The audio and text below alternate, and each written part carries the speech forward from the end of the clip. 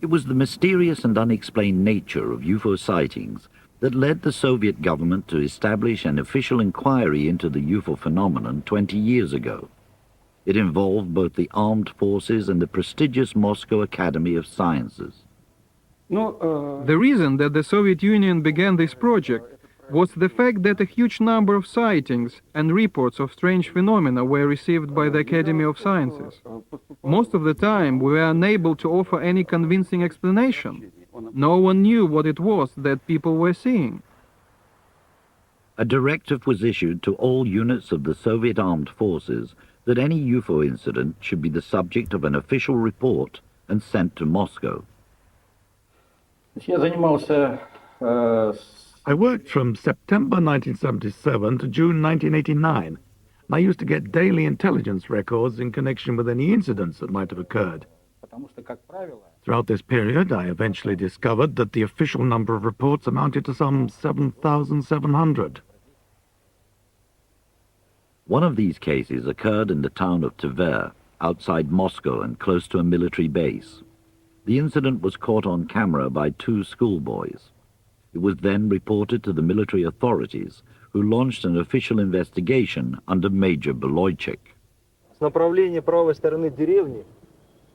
the 4th of November in 1991, at about 2 o'clock in the afternoon, a UFO appeared towards the right-hand side of the village. It first of all flew past the river Volga and then hovered around this sign. It made a turn and then banked several times until it changed direction and landed on the opposite side of the river. After that, it took off and flew away in the direction of the buildings.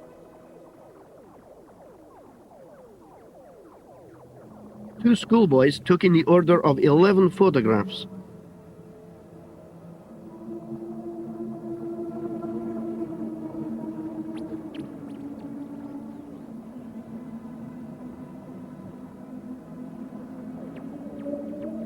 I've studied those events and investigated them thoroughly. I took the negatives and sworn statements to Moscow for expert opinion. The result of all this was that the sighting ended up being confirmed as authentic.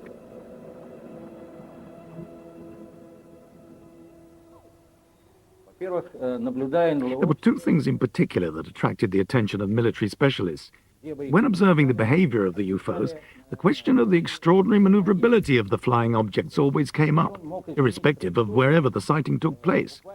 That is, they could alter their trajectory literally like an insect in flight. This was all highly significant. If our planes could move like that, not a single American fighter will be able to catch them. During the Cold War, rocket tests undoubtedly accounted for some sightings reported by the public. But there were a number of cases that could never be explained, even by the military. In the end, because we could not explain everything, we felt that the scientific research into these phenomena should be continued. The fact that there weren't many examples, maybe 5 or 10 cases that were inexplicable, didn't mean that they weren't important. In fact, they were probably much more important than those thousands of sightings which did have a rational explanation. In other words, it was felt that there was a great need for the research to be continued at a serious scientific level. One scientist who assists the military in researching the UFO phenomenon is Yuri Semyakov, a professor of marine biology in Moscow. He has investigated several incidents of alleged UFO landings across the country, analyzing soil samples and vegetation to find out if there is any noticeable change in their properties. We studied more than 12 landing sites in the vicinity of Moscow, and I also examined a number of sites from which samples were actually brought.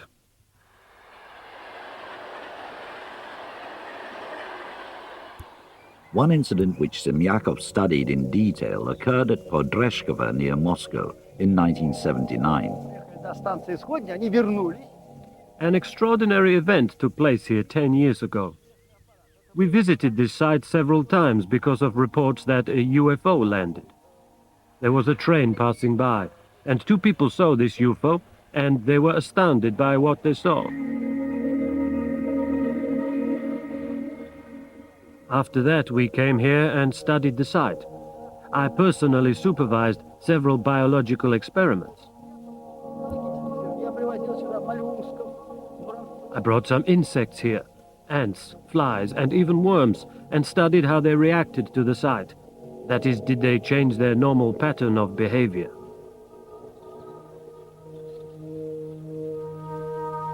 Something very interesting happened to the vegetation.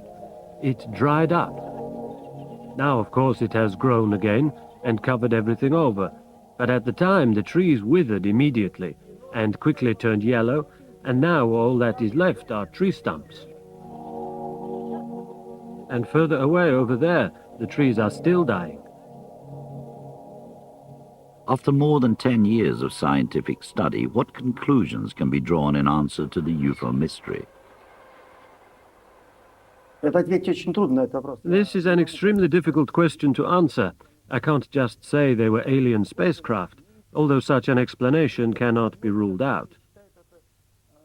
It's possible, as many people think, that there are several different solutions to this entire phenomenon. While scientists like Yuri Semyakov continue to collaborate with the military in the search for possible solutions to the UFO phenomenon, a surprising conclusion was reached by a separate investigation that the Russian armed forces carried out. One officer who was closely involved with this special investigation is General Vasily Alexeyev. Today he is in charge of space communications. General Alexeyev was ordered to review all reports on UFO incidents that had occurred at secret military bases in the Volga steppe region. I can say one thing briefly and clearly. This investigation was carried out by our military forces with the assistance of the Academy of Sciences and the secret services. This took place at one of the secret bases in the Volga steppe, a location where the phenomenon itself was frequently seen. It was proved conclusively and also reported that in the end there could be no question of secret weapon tests. They were not yet that far advanced, which leaves the question as to what all this could be. Despite the fact that there was a great deal of apprehension about using this phrase, the officials who were responsible for this high-level commission felt obliged to report that in the end there probably was an alien civilization present. The commission came to this conclusion, even though it was realized at the time that such an idea was a difficult one to put forward. I give you my word as an officer that, with the exception of information relating to the location of military sites and intelligence which might have national security implications, I am discussing everything else associated with this phenomenon with a completely open heart. UFOs are extraterrestrial in origin. Even if it were the final conclusion of the secret Volga investigation, is it an answer that a high-ranking general can seriously support?